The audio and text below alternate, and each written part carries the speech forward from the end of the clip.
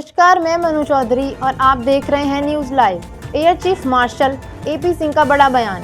Operation सिंदूर ने मार गिराए 4 से 5 पाकिस्तानी जेट्स। भारतीय वायुसेना की 93वीं वर्षगांठ के उपलक्ष्य में आयोजित प्रेस कॉन्फ्रेंस में air chief marshal AP Singh ने कहा कि ऑपरेशन सिंदूर के दौरान 4 से 5 पाकिस्तानी फाइटर जेट्स मार गिराए थे, जिनमें F-16 और J-17 शामिल थे।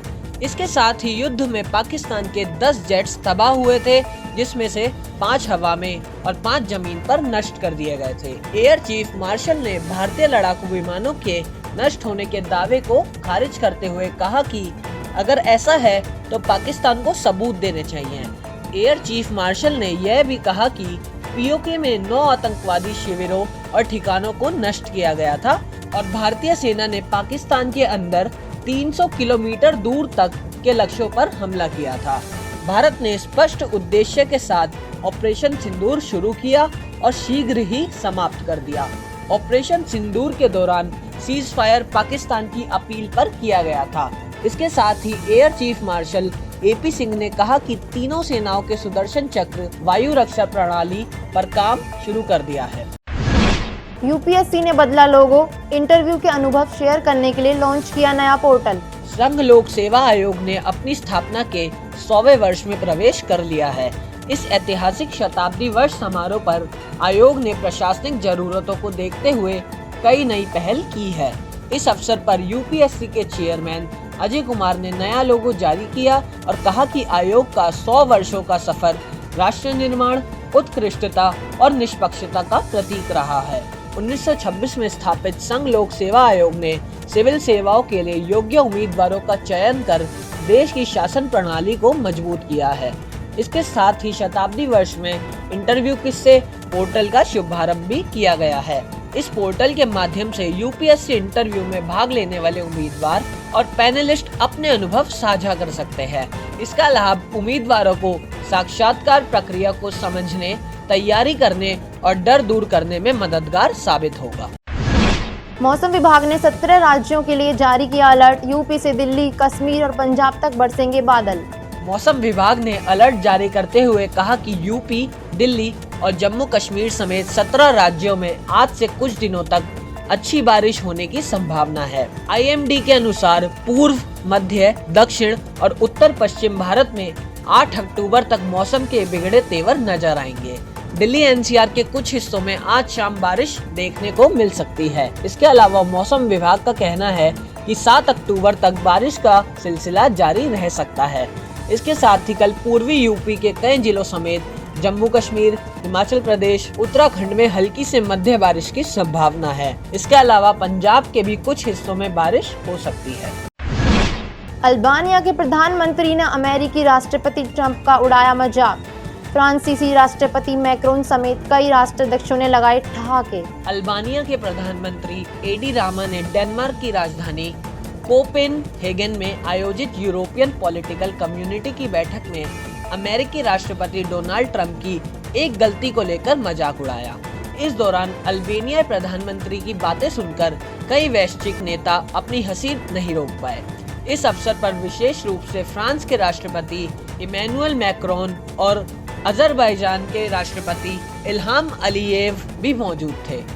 इस दौरान अल्बानियाई प्रधानमंत्री की फ्रांसीसी और अजरबैजान के राष्ट्रपति के साथ बातचीत को किसी ने कैमरे में रिकॉर्ड कर लिया और कुछ ही देर में यह वीडियो शिखर सम्मेलन में उपस्थित लोगों के बीच सर्कुलेट हो गया। इस वीडियो में अल्बानिया के प्रधानमंत्री एडी रामा फ्रांसीसी राष्ट्रपति मैक्रोन से कहते हैं कि आपको हमसे माफी मांगनी चाहिए क्योंकि आपने राष्ट्रपति ट्रंप द्वारा अल्बानिया और अजरबैजान के बीच किए गए शांति समझौते पर हमें बधाई नहीं दी। एडी रामा की इस टिप्पणी पर मैक्रोन और अलीयेव हंस पड़ते हैं। दरअसल ट्रंप ने कई बार अजरबैजान और अल्बानिया के बीच युद्ध विराम का क्रेडिट लिया है। पाकिस्तानी पुलिस ने प्रेस क्लब में पत्रकारों पर किया हमला। विरोध में मनाया काला दिवस। पाकिस्तान की राजधानी इस्लामाबाद स्थित नेशनल प्रेस क्लब में पत्रकारों पर पुलिस के हमले के बाद देश भर में आक्रोश व्याप्त हो गया है। पाकिस्तान पत्रकार संघ ने आज काला दिवस मनाया और कहा कि यह हमला मीडिया की स्वतंत्रता पर सीधा हमला है।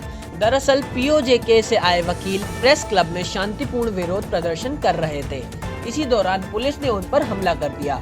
डॉन की रिपोर्ट के अनुसार नेशनल प्रेस क्लब में पत्रकारों पर पुलिस के हमले का संज्ञान लेते हुए गृह मंत्री मोहसिन नकवी ने जांच के आदेश दिए हैं। पत्रकारों पर हुए हमले को लेकर Pakistan federal union of journalist के अध्यक्ष अफजल भट्ट ने कहा कि पूरे देश के सभी प्रेस क्लब ने पुलिस के इस कृत्य की निंदा की और काले झंडे फहराए।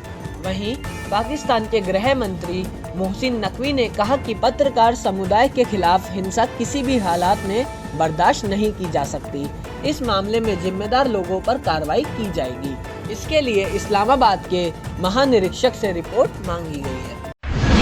शेयर बाजार में थमी तेजी, सेंसेक्स और निफ्टी लुढ़के, मीडिया सेक्टर में सबसे अधिक गिरावट। हफ्ते के आखिरी कारोबारी दिन घरेलू शेयर बाजार में गिरावट देखने को मिली। इस दौरान सेंसेक्स 200 अंक तक गिरकर 80,770 अंक पर और निफ्टी 50 अंक की गिरावट के साथ 24,780 अंक पर कारोबार करता रहा। सेंसेक्स के 30 शेयरों में से 17 शेयर्स में गिरावट और 13 शेयर्स में तेजी दर्ज की गई।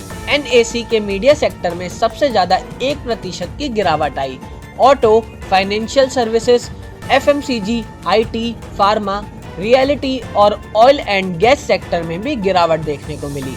दूसरी ओर एशियाई बाजारों में जापान का निक्केई 1.5% चढ़कर 45,584.54 पर और कोरिया का कॉस्पी 2.70% बढ़कर 3,549.21 पर नजर आया। इस बीच हांगकांग का हैंसेंग इंडेक्स 0.94% गिरकर 27,030.33 पर और चीन का शंघाई कंपोजिट 0.52% चढ़कर 3,882.78 पर कारोबार करते रहे। 3 दिनों तक ऑल टाइम हाई के बाद सस्ता हुआ सोना, चांदी के रेट में भी नरमी। India Boolean and jewellers association की वेबसाइट के अनुसार सोने चांदी की कीमतों में आज सुबह मामूली गिरावट आई। राजधानी दिल्ली, जयपुर, नोएडा, लखनऊ, गाजियाबाद जैसे शहरों में 24 कैरेट सोने का भाव 1,18,830 रुपए प्रति 10 ग्राम के आसपास रहा। इसके साथ ही चांदी का भाव प्रति किलोग्राम 1,45,120 रुपए पर आ गया। आधिकारिक वेबसाइट ibizrates.com के अनुसार 999 शुद्धता के सोने का रेट 1,16,833 रुपए प्रति 10 ग्राम और 995 शुद्धता के सोने का भाव 1,16,365 रुपए प्रति 10 ग्राम दर्ज किया गया। इसके साथ ही 999 शुद्धता की चांदी का भाव 1,45,010 रुपए प्रति किलोग्राम रिकॉर्ड किया गया। आज के लिए बस इतना ही। कल फिर मिलेंगे देश दुनिया की नई जानकारियों के साथ। तब तक के लिए देखते रहिए और सब्सक्राइब करिए IIMT मीडिया।